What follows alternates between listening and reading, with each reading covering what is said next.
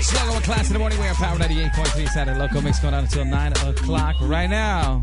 We've been telling you about it this morning. We got him on the phone right now. Gil Rio, dating expert and part of Love Systems, the largest dating coaching company worldwide. How you doing this morning, man? I'm good. How you doing? Good, good. What is your status right now? Single, married? Neither. I'm dating. Duh, right? You got to be for this job. I'm seeing a couple girls, but we're pretty serious about being honest. They all know that we're not exclusive. So is that the key? Honesty? 100%. Now, Gil, when you're dating multiple women like this, when one of them begin to catch feelings and want to be exclusive, how do you handle that? Well, if I'm not ready for an exclusive relationship, I'm straightforward about it. And really the key thing is to set the expectations early. So from the beginning, you're honest about what your intentions are, and then you handle things and try to be honest along the way. That's all you can do, really. How long have you been doing this, man? How long have you been dating coach? So I have been studying and practicing this stuff for about 4 years now, and I started coaching about 2 years ago. And a little over a year now, I became a professional coach. Okay.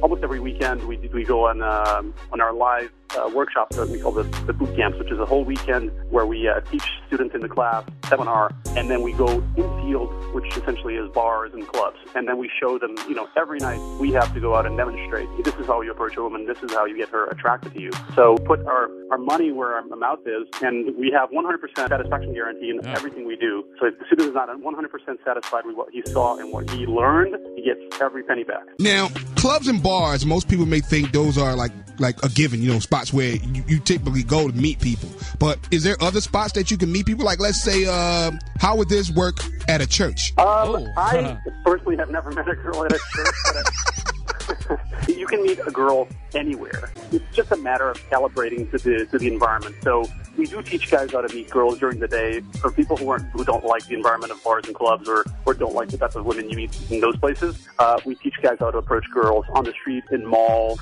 in coffee shops, wherever it is. Once you know this stuff, there's really no firm boundary. I mean, anywhere is a fair game. You can meet a girl anywhere. So you can get a stripper to go home with you without even dropping 20s.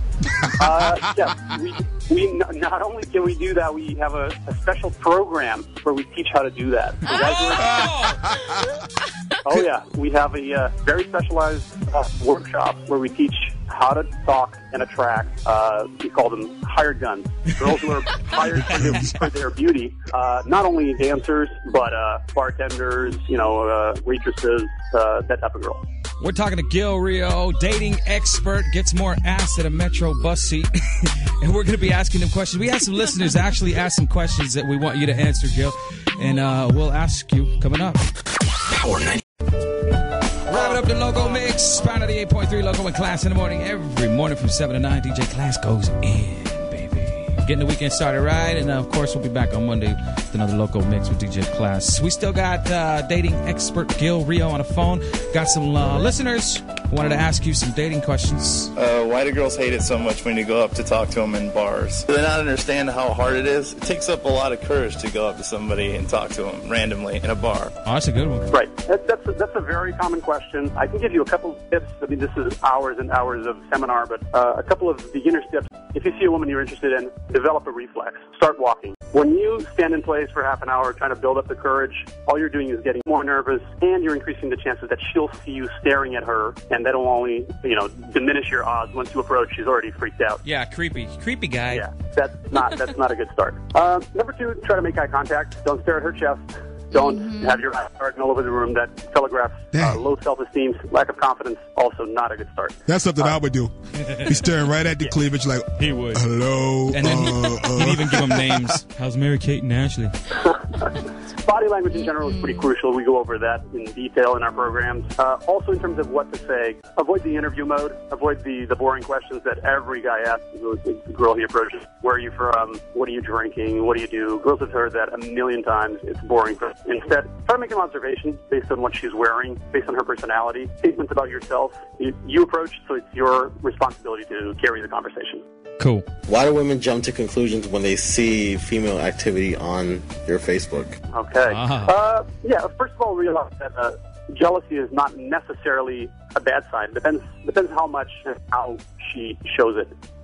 If she's a little bit jealous, I mean, it's just a sign that she likes you. If she wasn't jealous at all, maybe she would just wouldn't care. So if it's just a little, it's a healthy amount. Don't worry about it. You know, don't make it a big deal. Brush it away with a joke, as long as she deep down inside trusts you. And now, if it becomes pathological, like a chronic jealousy, a trust issue, then maybe you guys need to sit down and talk about your relationship. Yeah, drop her if she starts slashing tires. I got you. Why do women claim to want the good guy, but in the end go for the jerk?